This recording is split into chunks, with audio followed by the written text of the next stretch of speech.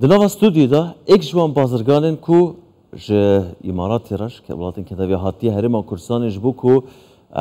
برهمن هرما کورسان هاوردی بازارن کنداوی بتایبتی امارات بکت نوا استودیو دل گرملا برز سیف ابو سیدو بخير بين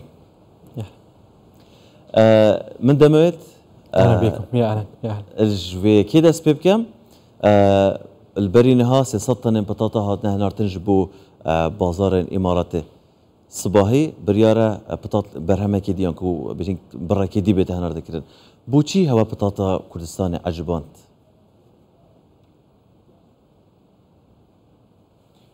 اولا بله لدى سبيك دموي زور سپاس هم بكم بو ميوانداريا بالبطاطا اما استوردنا 300 طن لليوم امرو 600 لامرو دا 600 طن 150 طن بطاطای کردستان من بردووە و لە داهاتوشدا 150 تۆنیت کە دەبین پەتاتەی کوردستان تایبەتمەندیەکی زۆر باشی هەیە لە نرخە گونجاوەکەی تەمەنە درێژەکەی هەروەها لە کوالیتیە باشەکەی کە ئێمە لە کاتێکدا ئێمە بۆ بازاڕی دوبەی زۆر پێویستن بە پەتاتەیە ئەمە پەتاتەی بژین کوردستانە بێجگە لە پەتاتەی کوردستان چاوتان لە هەندێک بەرهەمی دیکە هەیە یاریبێ کوردستان هاوردەی وڵاتانی کەندە و بازاڕەکانی ئەوێ بکەن بە دڵنیاییەوە دهۆک بە ترێ بە ناوبانگە هەروەها ئێمە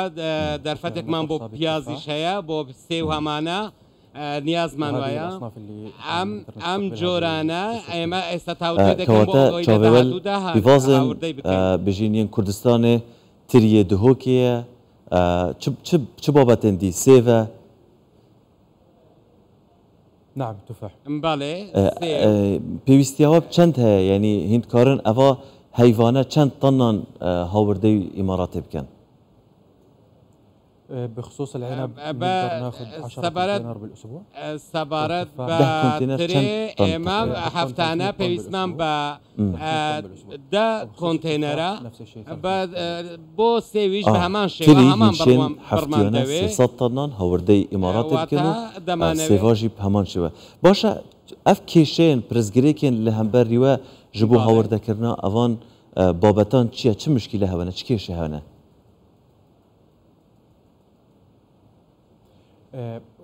اول مشكله واجهتنا یەکەم کێشە ئەوەی کە لە پەتاتە ڕوبەڕوومان بووەوە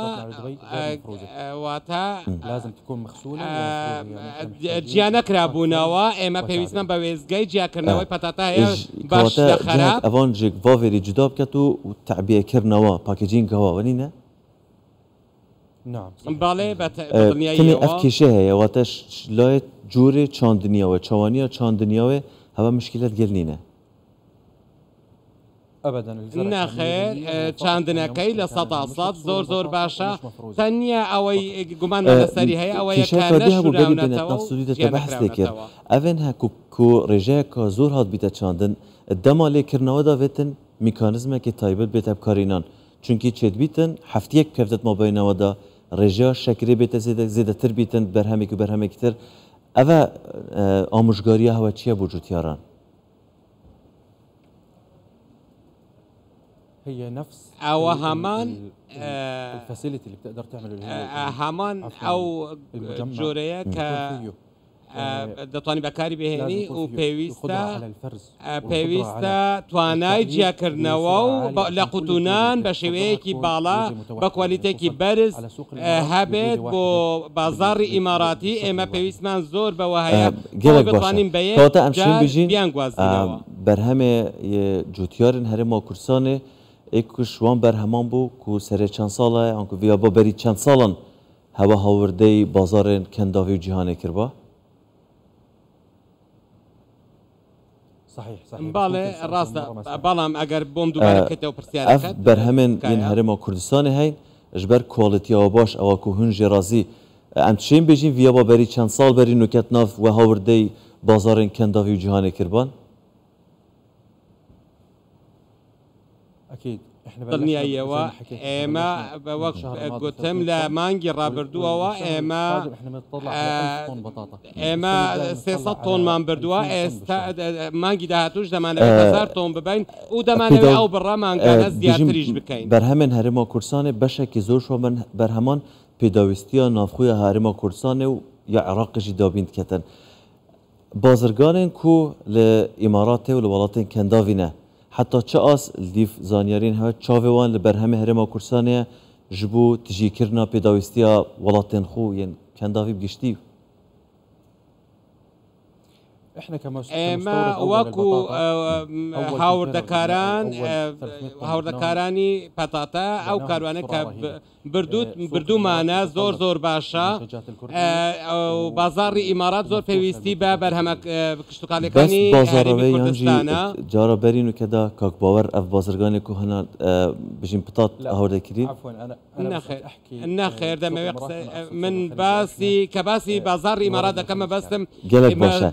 ev brandên mezin evên ku li welatên kendavî jî heyn çavêwan li berhemên Herêma Kurdistanê nek tenê pitata belku berhemên dî hemû jî. باڵێ وایە وەک ئێمە باسمان کرد گوێز پەتاتە سێو gelek baş e zor spas sêf ewsîd û bazirganê sewze miwan an ku fêqiyan nava Sûdî dayên gelme bûn pêviyayekî ku carek hadî dema ku hintine Kurdistanê